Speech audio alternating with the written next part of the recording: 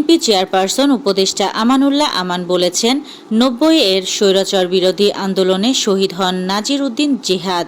তার রক্তের বিনিময়ে পতন ঘটেছিল এরশাদ সরকারের। সেই ধারাবাহিকতাতেই ২০২৪ সালের গণ আন্দোলনে পতন হয়েছে খুনি স্বৈরাচার হাসিনা সরকারের। দেশের মানুষ আর কোনো স্বৈরাচারকে দেখতে চায় না। প্রধান উপদেষ্টা বলেছেন, আগামী ফেব্রুয়ারিতেই জাতীয় নির্বাচন অনুষ্ঠিত হবে। আমরা আশা করি নিরপেক্ষ ও সুষ্ঠু নির্বাচনের মাধ্যমে দেশে আবার গণতন্ত্রের পূর্ণ প্রত্যাবর্তন ঘটবে। জুলাই সনদের আইনি ভিত্তি ও পিআর পদ্ধতিতে নির্বাচন সহ ৫ দফা দাবিতে গাজীপুর মহানগর জামায়াতে ইসলামী শুক্রবার সকালে গণমিছিল করেছে।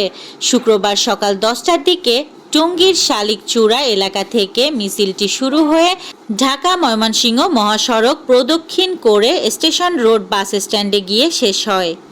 ইংরেজি বিভাগের ইমেরিটাস অধ্যাপক কথা সাহিত্যিক প্রাবন্ধিক সৈয়দ মঞ্জুরুল ইসলাম ইন্তেকাল করেছেন। ইন্নালিল্লাহি ও ইন্না ইলাইহি রাজিউন। রাজধানীর ল্যাবএইড হাসপাতালে চিকিৎসাধীন অবস্থায় আজ শুক্রবার বিকাল ৫টায় তিনি শেষ নিঃশ্বাস ত্যাগ করেন। আগামী ৫ দিন চলমান বৃষ্টিপাত অব্যাহত থাকতে পারে। রাজধানীসহ দেশের বিভিন্ন অঞ্চলে চলমান বৃষ্টিপাত আগামী ৫ দিন অব্যাহত থাকতে পারে বলে জানিয়েছে আবহাওয়া অধিদপ্তর। শুক্রবার দেওয়া ১২০ ঘন্টার পূর্বাভাসে জানানো হয়েছে, লঘুচাপের বর্ধিতাংশ বিহার পশ্চিমবঙ্গ হয়ে উত্তর বঙ্গোপসাগর পর্যন্ত বিস্তৃত রয়েছে। মৌসুমি বায়ু বাংলাদেশের ওপর কম সক্রিয় এবং বঙ্গোপসাগরে দুর্বল থেকে মাঝারি অবস্থায় রয়েছে।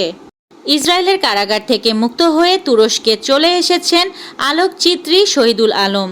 টার্কিশ এয়ারলাইন্সের একটি ফ্লাইটে তিনি আজ শুক্রবার দুপুরে তুরস্কের ইস্তাম্বুলে পৌঁছান। এবছর শান্তিতে নোবেল পেলেন ভেনেজুয়েলার মারিয়া করিনা মাচাদো পারিস্কা। আজ শুক্রবার নরওয়ের নোবেল কমিটি বিজয়ীর নাম ঘোষণা করে। মার্কিন প্রেসিডেন্ট ডোনাল্ড ট্রাম্প বারবার স্পষ্ট করে বলেছিলেন যে তিনি এই পুরস্কার চান, তবে তিনি পেলেন না। ঘরের মাঠে এশিয়ান কাপ বাছাইয়ে গতকাল হংকংয়ের কাছে ৪-৩ গোলে হেরেছে বাংলাদেশ। সমিত সোমের গোলে স্কোর ৩-৩ হওয়ার পরও শেষ মুহূর্তে এক গোল হজম করে স্বাগতিকেরা। সেই আফসোসই এখন সবচেয়ে বেশি পোড়াচ্ছে সমর্থকদের। নতুন দিনের বার্তা দিয়ে ব্রাজিলকে ৫-০ গোলে জেতালেন ভিনি রদ্রিগো এস্তেভাওরা। এই ছিল আজকের শীর্ষ সংবাদ। ছিলাম আমি ইয়াসমিন আক্তার, সুরমা টিভি 24।